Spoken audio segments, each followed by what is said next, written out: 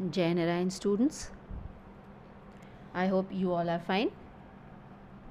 So, we were studying chapter 2 from our supplementary reader, and the name of the chapter was The Tiger King, written by Kalki. Till now, students, we studied that the crown prince of Pratibandpuram was 10 days old when the royal astrologer was called in to perform the birth rites. So, to the utter surprise of everyone, the 10-day-old child started enunciating loudly and clearly and wanted to know the manner of his death. The death comes from the tiger was the astrologer's answer. The infant's bold reply was, "Let tigers beware." Now, the prince grew up to be a well groomed young man. He ascended the throne at the age of 20 and became the Maharaja of Pratibandpuram. He killed a tiger successfully and taunted the astrologer.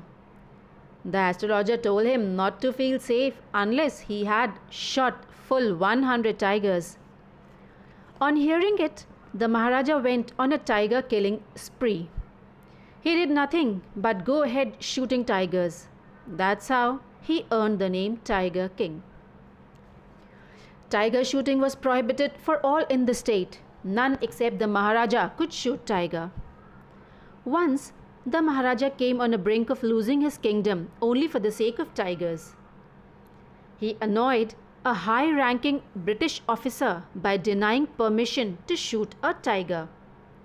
Somehow, he managed to save the situation by bribing the official's wife with diamond rings worth rupees 3 lakhs.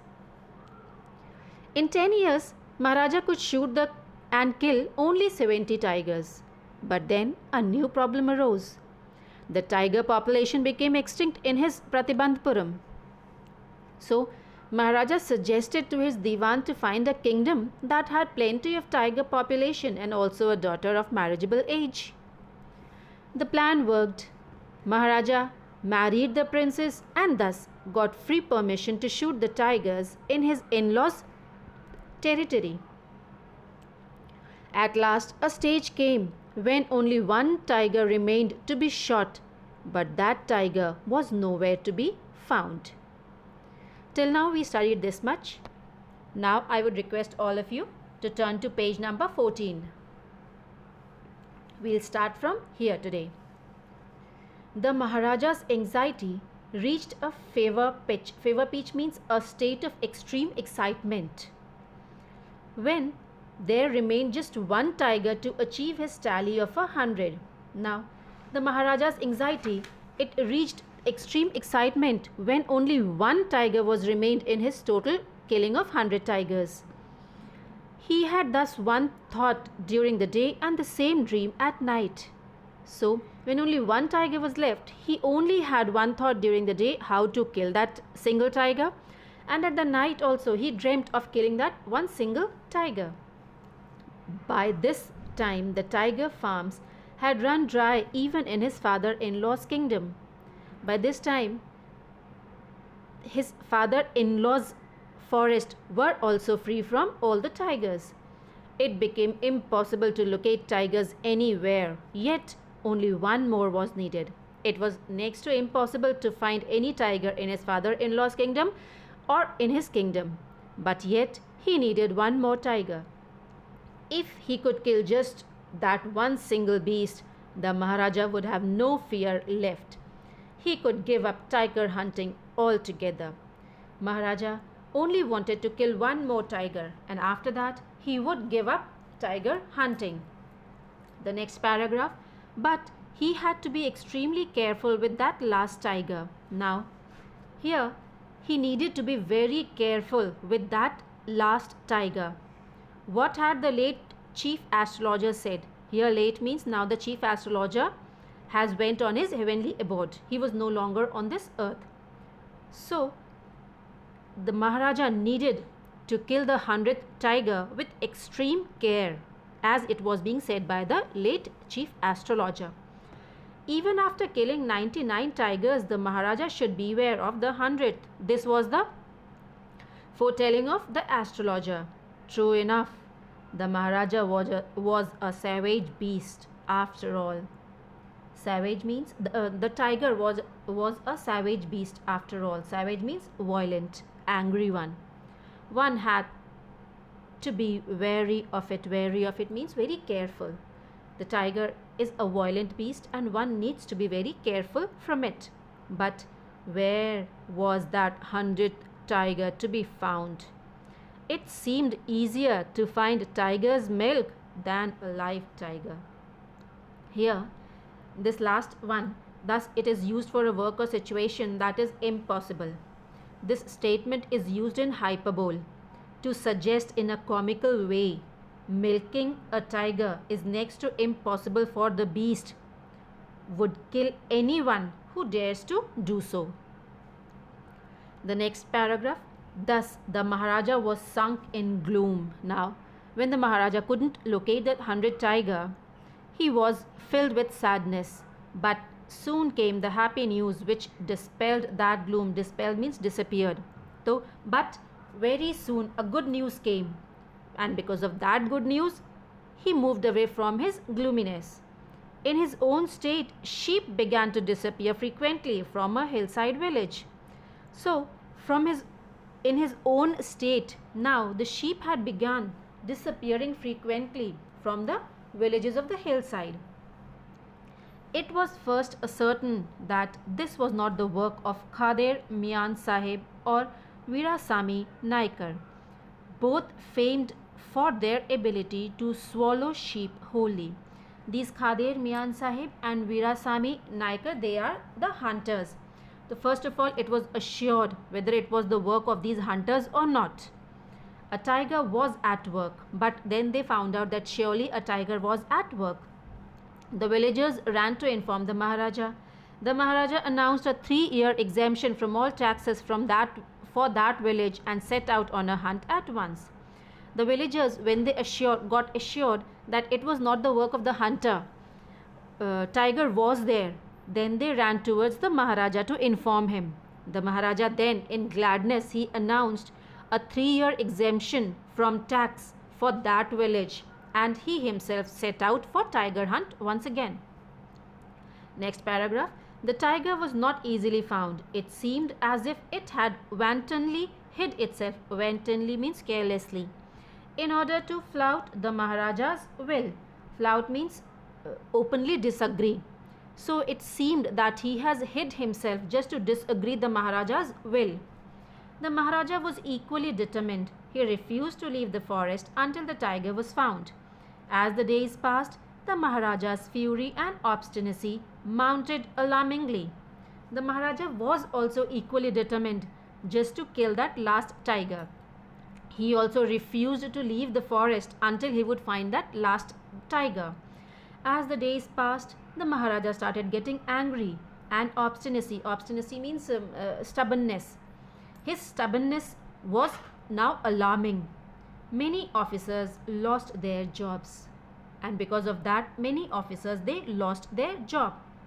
One day, when his rage was at its height, the Maharaja called the Diwan and ordered him to double the land tax forthwith. One day, when his anger was at its height, then the Maharaja called the Diwan and ordered him to double the land tax henceforth forthwith for that village. Now turn to page number 15.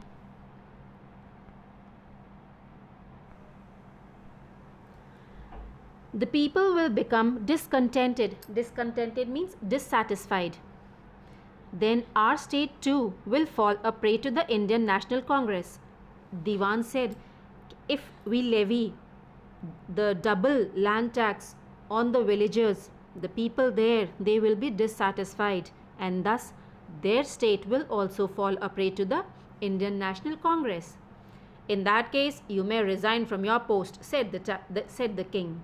The king was in no mood to listen to any of the sayings, so he told, if the people will be dissatisfied and the state will fall in the hands of Indian National Congress, so in that case, you need to resign, he told to the Diwan.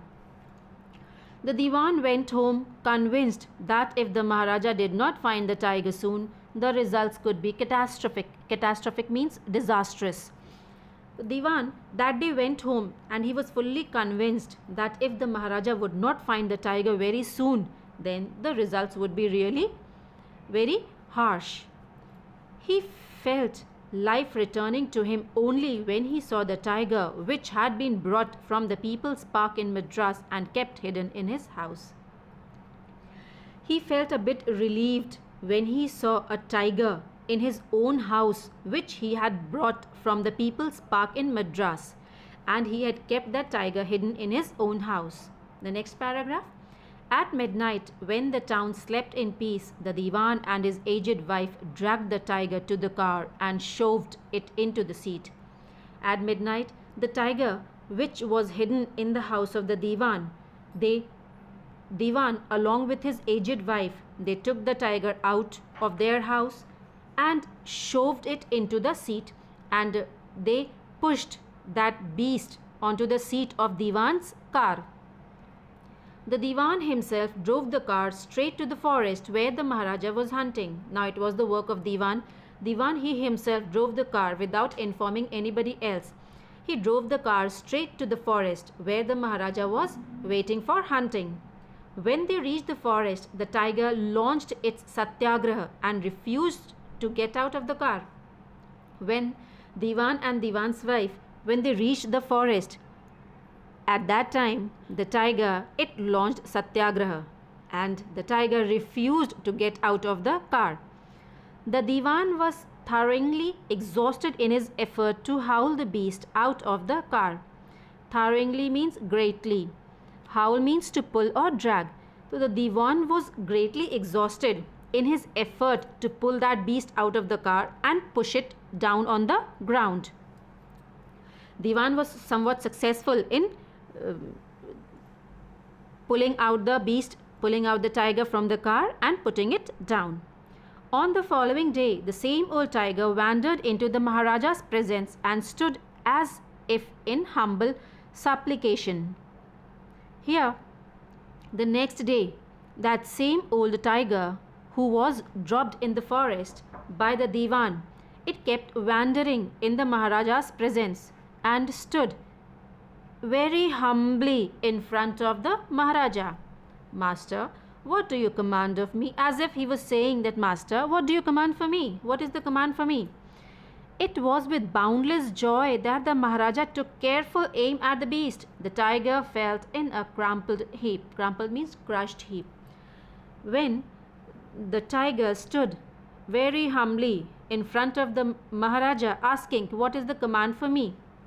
At that time, Maharaja was extremely happy and he took a very careful aim at the beast and shot. The tiger also fell down. Next paragraph. I have killed the 100th tiger. My vow has been fulfilled. The Maharaja was overcome with elation. Elation means happiness. Now the Maharaja shouted out very happily. He shouted that I have killed the 100th tiger. The vow which I had taken is now fulfilled. Ordering the tiger to be brought to the capital in grand procession, the Maharaja hastened away in his car. Then he ordered his soldiers to bring the tiger's carcass to his palace, and saying this, he rushed himself towards his car. After the Maharaja left, the hunters went to take the closer look at the tiger. After the Maharaja left, the hunters, they went very close to the tiger to have a look. The tiger looked back at them, rolling its eyes in bafflement. Bafflement means confused. So when the hunters, they went very near to the tiger to have a glance at it, in return, the tiger also looked back at them in a confused manner. The men realized that the tiger was not dead. The bullet had missed it. It had fainted from the shock of the bullet whizzing past. Whizzing past means moving quickly. The hunters, they realized that the bullet which Maharaja has shot, it missed the tiger. The tiger simply fainted because of quickly moving bullet. he was not dead with the Maharaja's shot. The hunters wondered what they should do. They decided that the Maharaja must not come to know that he had missed the tiger. First of all, they wondered what they should do, and then they took a decision. They took the decision that Maharaja should not be informed that he had missed the tiger. If he did, they could lose their jobs. And the reason why they decided not to tell the Maharaja was that they were fearful of losing their own jobs. One of the hunters took aim from a distance of 1 foot and shot the tiger. And then one of the hunters shot the tiger. This time he killed it without missing his mark. And when the hunter shot, then the tiger was no more. He was killed. All of you turn to page number 15.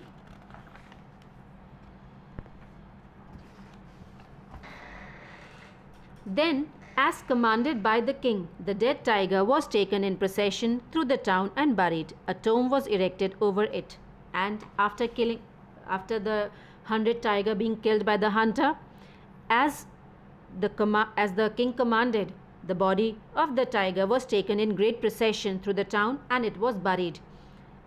And at the cremated place, a tomb was erected. A few days later, the Maharaja's son's 3rd birthday was celebrated.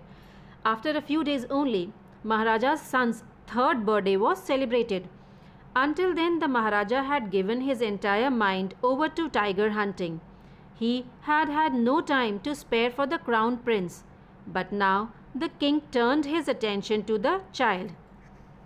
Here, up till now, Maharaja was not having any time to spare for his son. His entire mind was over tiger hunting.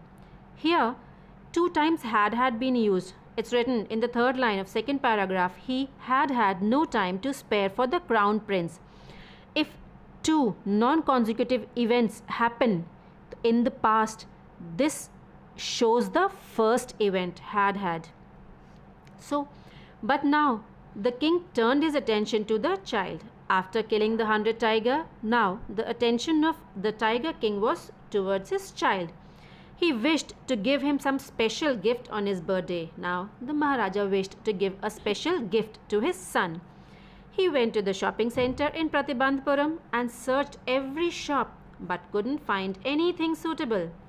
Finally, he spotted a wooden tiger in a toy shop and decided it was the perfect gift. Maharaja, he went to the shopping center in his state and searched every shop, but he was not able to find a suitable gift for his son. Finally, he spotted a wooden tiger in a toy shop, and then he decided that it would be the perfect gift for his son. The wooden tiger cost only 2 annas and a quarter, but the shopkeeper knew that if he quoted such a low price to the Maharaja, he would be punished under the rules of the emergency. The wooden toy tiger was quite cheap, but the shopkeeper knew that if he quoted such a low price to the Maharaja for a toy, then he knew that he would be punished. So he said, "Your Majesty, this is an extremely rare example of craftsmanship, a bargain at 300 rupees. So instead of quoting a very low price, he told the Maharaja that the toy tiger was an extremely rare example of craftsmanship. So he finally settled it at 300 rupees. "Very good.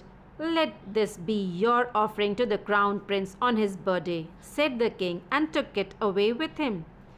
Maharaja was quite happy. He told, "Very good." And then he told the shopkeeper that let this offering be yours gift to the crown prince.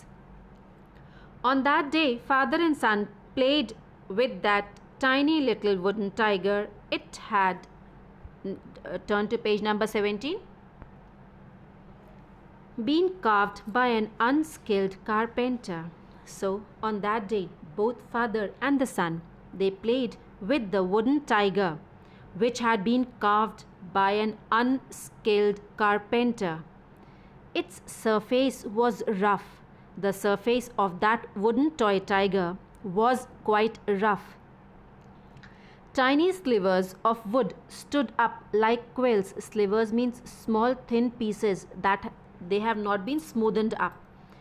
So tiny pieces of wood, they were stood up like quills all over it. The surface of the wooden toy tiger was not smooth. Very tiny pieces of wood, they were all over the toy's body. One of those slivers pierced the Maharaja's right hand. He pulled it out with his left hand and continued to play with the prince. So one of that piece of the wood, it pierced into the Maharaja's right hand. Maharaja took out that piece from his left hand and once again continued to play with the prince. The next day, infection flared in the Maharaja's right hand. Flared means gradually became under. So the next day, Maharaja was having infection in his hand. In 4 days, it developed into a suppurating sore which spread all over the arm. Suppurating means which undergoes the process of formation of pus. So in 4 days, the very next day, infection started in his hands, and in 4 days, it developed into a suppurating sore and it spread all over his arm. 3 famous surgeons were brought in from Madras.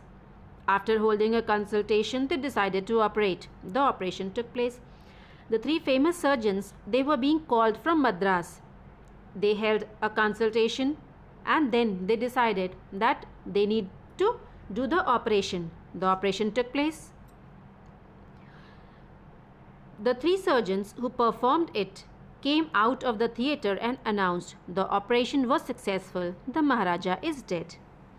In this manner, the 100 tiger took its final revenge upon the tiger king. When the 3 surgeons were there, they came out from the operation theatre and announced that the operation was successful and the Maharaja was dead. So in this manner, the 100th tiger, though it was a wooden toy tiger, it took its final revenge upon the king. So dear students, today we studied that Maharaja was disturbed at not finding the 100th tiger. Maharaja informed that there was a tiger near a village. Maharaja was being informed. He gives exemption from all taxes to the village. He sets out on the hunt once again. He was unable to locate the tiger, so he gets angry and terminates the services of many officers. Now, Diwan plans to bring the 100th tiger. King was angry. He asks Diwan to find the 100th tiger or resign. Diwan gets worried and upset. He thinks of the tiger which he had brought from the People's Park in Madras and kept hidden in his house. So he plans to take that tiger to the forest. Diwan and his aged wife dragged the tiger into the car. The 100th tiger not dead. Here, the weak tiger had actually fainted from the shock of the bullet shot. The tiger wakes up. The hunters present there do not know what to do. They were afraid of telling the king that he had missed the target. So they killed the tiger and take back the dead tiger to the capital in a procession. Maharaja's birthday gift for his 3-year-old son. Maharaja relieved after killing the 100th tiger. Now he pays his attention to his son. He celebrates his son's 3rd birthday, buys a wooden tiger from a toy shop and presents it to his son. The Maharaja plays with his son and gets hurt when a tiny sliver pierces the Maharaja's right hand. He pulls it out with his left hand and ignores the injury. Astrologer's prediction proves true. Infection flares in Maharaja's right hand. Pus spreads all over the arm. 3 famous surgeons summoned from Madras. Surgeons perform operation but fail to save the king's life. The 100th tiger takes its final revenge upon the tiger king. So, this much we studied, and this was in the chapter. We come to know that at last a stage came when only one tiger remained to be shot, but that tiger was nowhere to be found. Maharaja, crammed permanently in the forest, filled with anger and anxiety, at the last desperate resort, The Diwan drove to the People's Park in Madras and bought a very, very old tiger, put him on the back seat of his car, and drove back to the forest. Unaware of this plot, the Maharaja shot at the tiger that has wandered into his presence. The tiger fell down as if dead. Victory celebrations were held. The Maharaja was a carefree man now. On the third birthday of his son, the Maharaja was playing with his son. They were playing with the wooden tiger when a tiny sliver of wood pierced into the Maharaja's finger. In a few days' time, infection started spreading. The injury became a suppurating wound. 3 surgeons from Madras came to perform an operation. The operation was successful, but the Maharaja was dead. So, students, I hope so. You might have understood the chapter. If you don't understand, please feel free to ask. Thank you.